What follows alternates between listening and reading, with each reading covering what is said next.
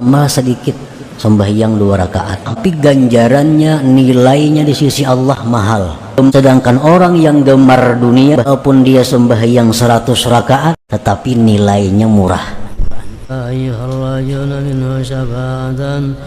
Ibadah dari orang yang zuhud, ibadat dari orang yang zuhud, sekalipun sedikit kelihatannya, tetapi banyak pada makna dan pahalanya. Orang zuhud itu beramalnya sedikit aja, tapi pahalanya banyak, nilainya tinggi. Wa ibadatul raghib, dan ibadat dari orang yang gemar dunia, sekalipun ibadat itu banyak kelihatannya, tetapi sedikit pada makna dan pahalanya. Orang yang zuhud beramal sedikit, sembahyang 2 rakaat, tetapi ganjarannya, nilainya, pahalanya di sisi Allah mahal. Sedangkan orang yang gemar duniawi, walaupun dia sembahyang 100 rakaat, tetapi nilainya murah, hampir-hampir bisa tidak berharga di sisi Allah Subhanahu wa ta'ala. وذلك لأن قلب الزاهد طارد عن الشواغل والشواغل الصارفة عن الحضور والخشوع، وبهما يرجى قبول الأعمال عند الله تعالى، وكيف يكل عمل يتقبل. Sebabnya kenapa ibadah orang yang zuhud itu walau sedikit tapi mahal harganya, nilainya banyak pahalanya? Karena hati orang yang zuhud itu lapang dari kesibukan, kegemaran yang memalingkan dari hadir dan khusyuk. Dengan hadir dan khusyuk itu diharapkan amalannya diterima oleh Allah. Dan bagaimana dikatakan sedikit kalau amal itu diterima di sisinya? Nah, itu sebabnya kenapa ibadah orang zuhud itu nilainya tinggi di sisi Allah Subhanahu wa ta'ala. Karena hati mereka itu sewaktu beribadah kepada Allah Ta'ala, hati mereka hadir dan khusyuk. Hati mereka kosong dari pikiran-pikiran duniawi yang memalingkan daripada kekhusyuan itu. وقلب الراغب مشحون بالشواغل والشواغب والخواتر الصارفة عن الحضور والخشوع، وبعدمهما كيف يرجى القبول. Sedangkan hati orang yang gemar dunia itu dipenuhi dengan kesibukan, kegemaran, geritik yang memalingkan dari hadir hati, yang memalingkan khusyuk. Jadi orang yang gemar dunia itu, mereka beribadah itu hanya jasmani, tetapi hati mereka tidak ikut beribadah. Kadang-kadang mereka i'tikaf di masjid, tetapi hanya tubuh yang i'tikaf, sedangkan hatinya melayang kemana? Hanya ibadah jasmani. Dan jasmani ini murah, karena akan hancur.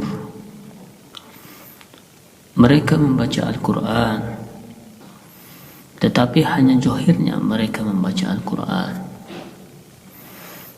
Sedangkan hati yang mana Allah tempat menilai itu, hatinya terbang, tidak di hadapan Al-Quran. Nah, itulah yang menyebabkan ibadah mereka itu murah harganya, bahkan bisa tidak berharga. Wa bi'adamihima, dengan tiada hudur, tiada khusyuk, kaifa yurzal qabul,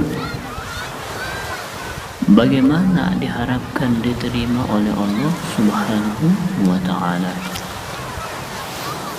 Para muhibbin rahimakumullah, Allah Subhanahu wa ta'ala tidak memandang kepada tubuh kita, tidak memandang kepada kuatnya kita, tidak memandang kepada bungasnya kita, tidak memandang kepada pakaian kita, tetapi yang Allah pandang ialah hati mereka. Nah, hati dahulu dipandang Tuhan. Inilah yang mahal harganya. Ini yang tinggi nilainya.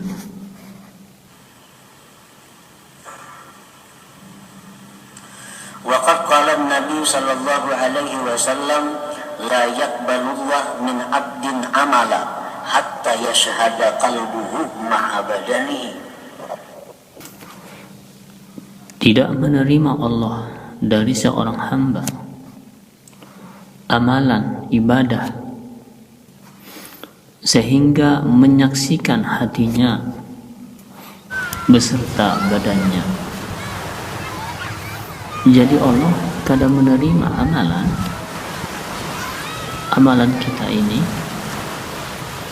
yang mana hati kadang ikut beramal, hanya badan yang beramal. Allah kadang menerima itu.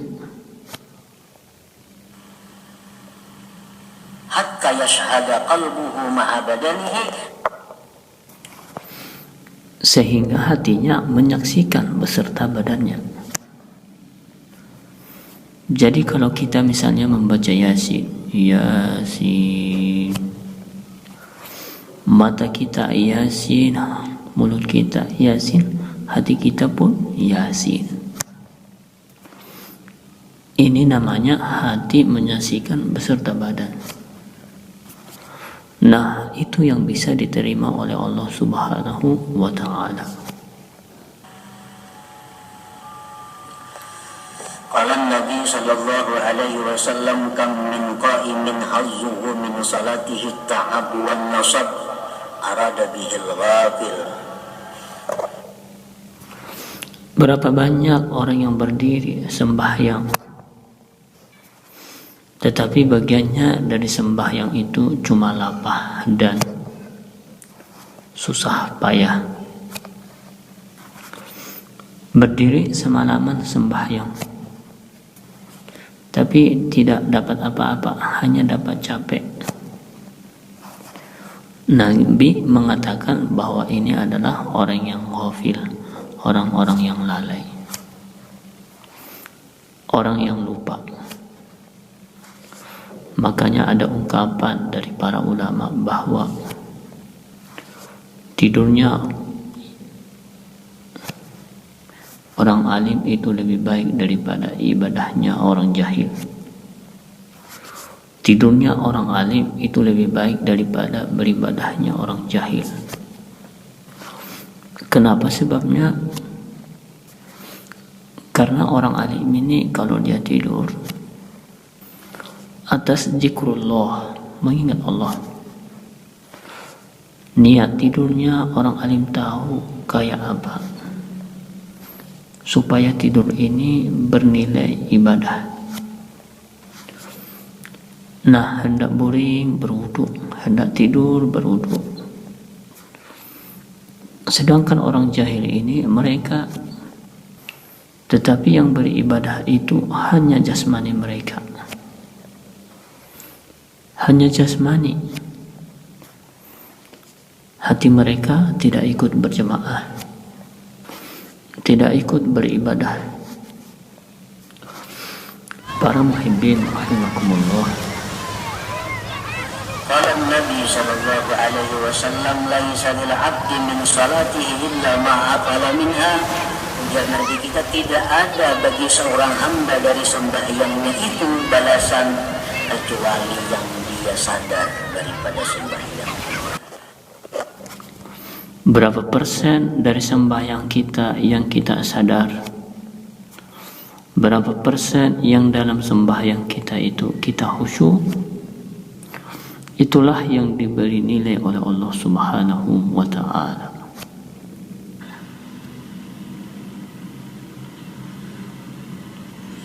Para muhibbin rahimakumullah. Jadi sembahyangnya itu hanya sekedar untuk menunaikan tanggung jawabnya, hanya sekedar untuk melepaskan kewajibannya. Sedangkan pahala, sedangkan hadiah daripada Allah tidak mereka dapatkan. Jadi jangan beranggapan lebih baik tidak sembahyang sama sekali. Itu anggapan yang salah. Lebih parah lagi itu. Sedangkan sembahyang tidak khusyuk aja tidak berpahala, apalagi tidak sembahyang. Nah, ini berat lagi. Sembahyang itu adalah menunaikan kewajiban kita. Dengan adanya sembahyang itu kita terlepas daripada siksa. Perkara berpahala atau tidak berpahala itu perkara lain. Tergantung bagaimana kita melaksanakan sembahyang itu. Nah, sama halnya ujar seorang raja, tiap-tiap rakyat esok harus datang ke istana membawa karung. Bila tidak membawa karung ke istana dihukum. Maka rakyat ini berbondong-bondonglah esok hari membawa karung. Tugasnya membawa karung. Nyamankah karungnya? Tidakkah? Pokoknya kalau membawa karung ke istana tidak akan dihukum. Perkara raja ini memberi hadiah, mengucapkan terima kasih, cuman dia selamat, tidak dihukum karena sudah membawa karung. Perkara dapat hadiah, raja tidak memberi hadiah. Nah, demikianlah sembahyang kita. Persembahan kita kepada Allah Subhanahu wa ta'ala. Dengan sembahyang itu kita tidak akan dihukum. Tetapi apakah sembahyang itu mendapatkan faidah, mendapatkan pahala? Tergantung sembahyangnya. Para muhibbin rahimakumullah. Wa bihima tasirul a'mal mudha'afatal ajri zakimatin aliyah indallah ta'ala. Dengan hudur dan khusyuk, jadilah amal itu dilipat gandakan pahalanya, punya nilai yang tinggi di sisi Allah Subhanahu wa ta'ala. Makin hebat orang ini khusyuknya. Khusyuk itu macam-macam pula tingkatannya. Ada khusyuk yang permulaan, ada khusyuk pertengahan, ada khusyuk tingkat yang tinggi. Nah, itu lain-lain lagi Allah memberikan ganjaran kepada mereka. Qala Nabi sallallahu alaihi wasallam, innar rajulaini min ummati la yaqumani ila shalah wa ruku'uhuma wa sujuduhuma wahid wa inna ma baina salataihima ma baina sama wal ard. Sesungguhnya dua orang laki-laki dari umatku sama-sama sembahyang. Rukunya sama, sujudnya sama. Tapi ganjaran yang diberikan oleh Allah antara langit dan bumi. Nah, sembahyangnya sama aja, 2 rakaat. Rukunya, sujudnya sama. yang dibaca, tetapi Allah memberi pahala kepada yang satu, dan yang satunya seperti bumi dan langit jauhnya. Artinya apa? Yang satu ini sempurna khusyuknya, yang satu ini kada seberapa khusyuknya. Jadi khusyuk dan khudur hati itu melipat gandakan amal, menjadikan amal bernilai tinggi. Dan ini bukan hanya semata-mata sembahyang. Kita berzikir itu diperlukan juga khudur dan khusyuk. Kita membaca Quran diperlukan khusyuk. Kita membaca salawat diperlukan hadir hati dan khusyuk, supaya ibadah-ibadah kita itu diterima di sisi Allah Subhanahu wa ta'ala. Qala Ibn Mas'ud rak'atani min zahidin 'alimin khairun wa ahabbu indallah min ibadatil muta'abbidin al-mujtahidin ila akhir ad-dahri abadan sarmada. Berkata Ibnu Mas'ud radhiyallahu anhu, 2 rakaat dari orang yang zuhud, yang alim, lebih baik, lebih disukai di sisi Allah dari ibadah orang yang beribadah sampai sepanjang masa. Nah, orangnya juhud, dengan sebab juhud ini hatinya kosong dari selain Allah. Sembahyangnya lalu dia sadar, sembahyangnya itu dia hadir 2 rakaat aja, nilainya lebih daripada orang yang beribadat sampai mati, sampai hari kiamat. 2 rakaat aja. Makanya tadi ujar Imam Ahmad, maqalla amalun baraza min qalbin zahid, tidak sedikit, artinya tidak sedikit, banyak apabila amal itu timbul dari hati orang yang zuhud, dan amal itu sedikit bila mana timbul dari hati orang yang gemar kepada dunia. Para muhibbin rahimakumullah, Qala ba'dul ulama ar-ragibu fid dunya qalbuhu ghafilun 'anillah walau kana yaqulu Allah Allah 'ala dawam. orang yang gemar pada dunia, hatinya itu lalai daripada Allah. Karena hati kita ini selalu mengingat apa yang dia cintai. Itu sudah pasti. Hati kita ini selalu mengingat dengan orang yang dicintainya. Bila yang dicintainya ini adalah Allah, maka hatinya selalu condongnya ke sana.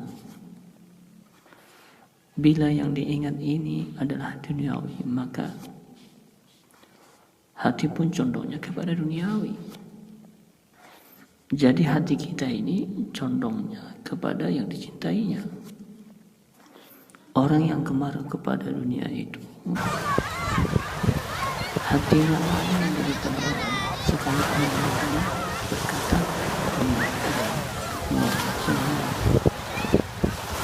orang berzikir Allah,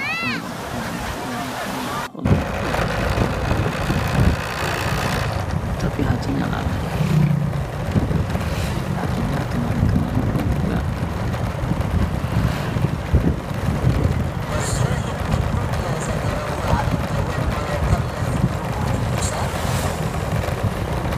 sedangkan orang yang zuhud kepada dunia itu,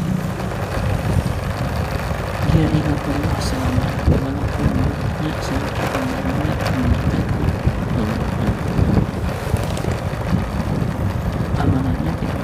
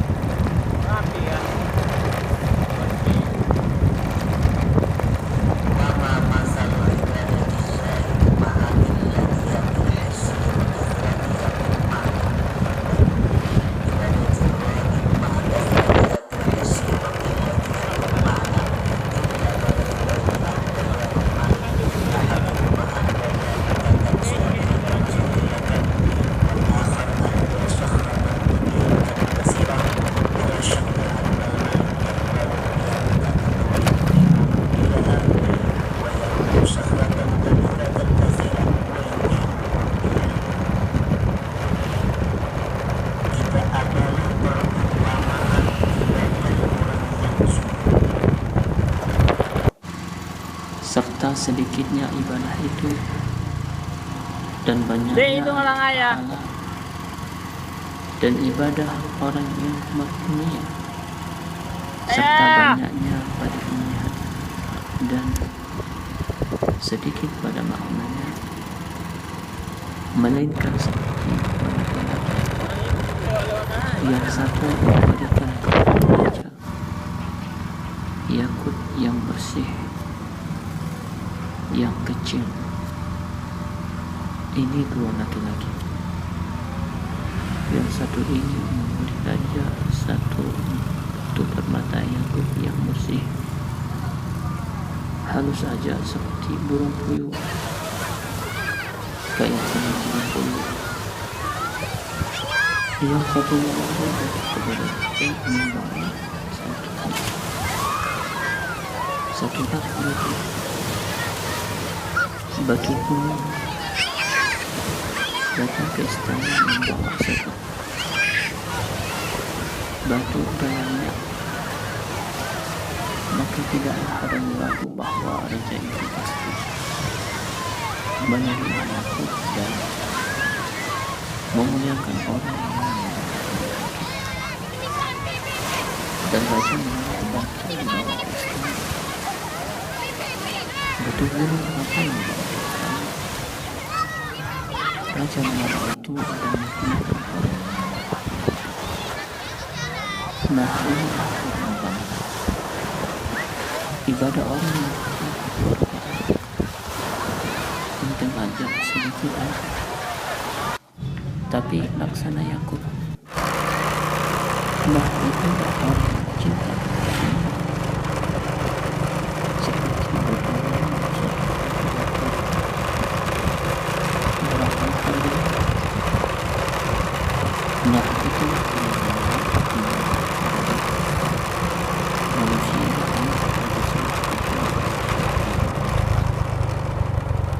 Nah, para muhibbin rahimakumullah, di dalam hikmah ini penulis bersifat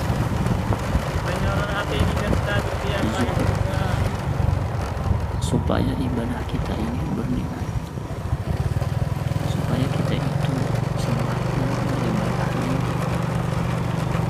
bisa menghadirkan hati. Nah, pengertian zuhud itu menurut kaum Sufi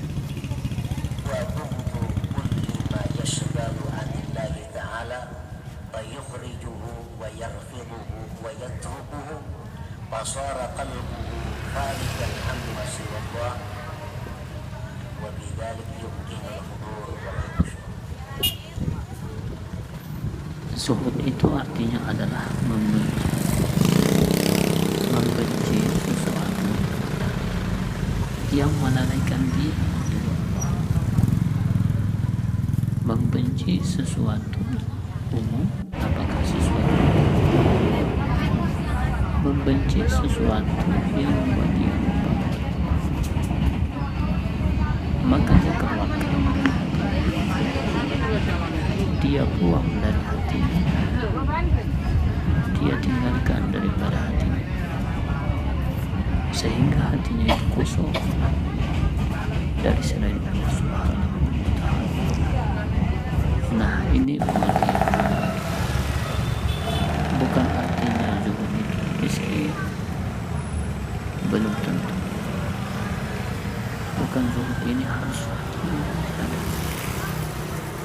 orang kaya bisa zuhud, karena zuhud ini perkara hati. Hatinya itu membuang hal-hal yang bisa melelahkan dia daripada Allah. Nah, itu dibuang. Umpamanya kita atau kita sembahyang, kita ini hendak khusyuk, hendak hadir hati kita waktu bersembahyang. Nah, dalam sembahyang itu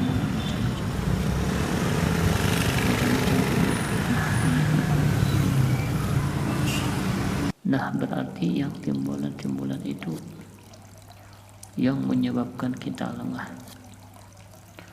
Yang timbulan-timbulan itu yang menyebabkan ia lalai.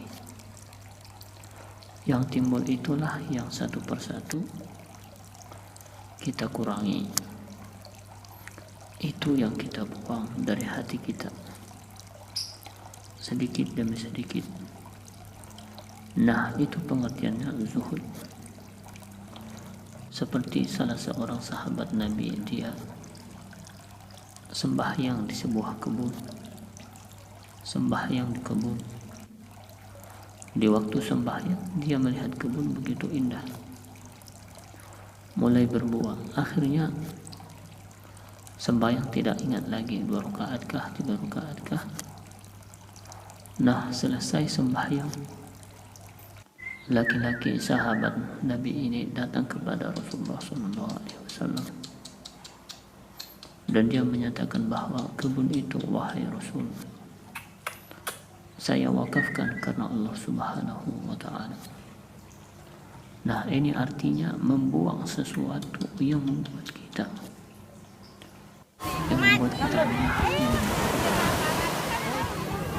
Jadi apa-apa yang dicampur pikiran-pikiran duniawi, nah itu jangan hindarkan lagi, karena itu membuat kita lemah. Nah,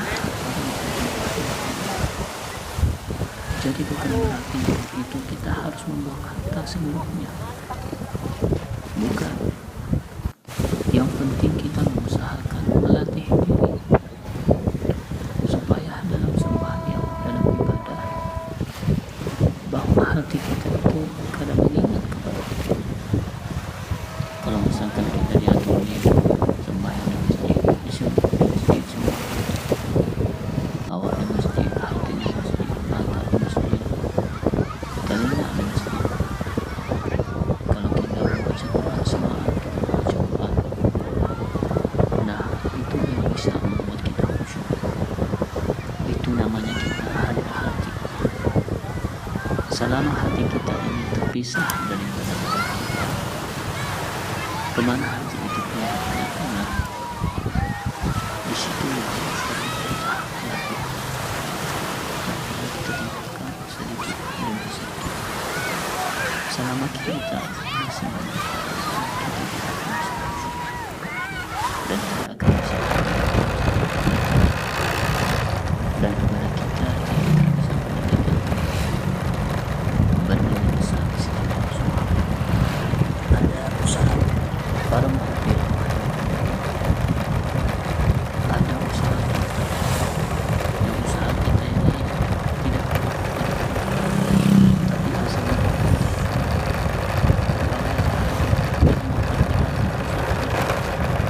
hal-hal yang bisa duit masuk kembali masuk, pikiran kita tidak mengarah ke sana. Nah, ini usaha yang telah kita buat. Ada usaha yang tidak diberkati Allah, pikiran ke sana. Jadi kalau kita berapa bulan dia mengusahakan usaha ini, sembahyang di bawah semua, sampai setahun, nah ini usaha yang mesti ditinggalkan, yang mesti dibuang. Tidak bagus itu usaha dipelihara. Inilah yang membuat kita lemah, lalai dari zuhud bukan melarang kita berusaha, zuhud bukan melarang orang menjadi kaya, tetapi zuhud ini intinya adalah mengeluarkan dari hati setiap yang membuat kita lupa kepada Allah Subhanahu wa Ta'ala.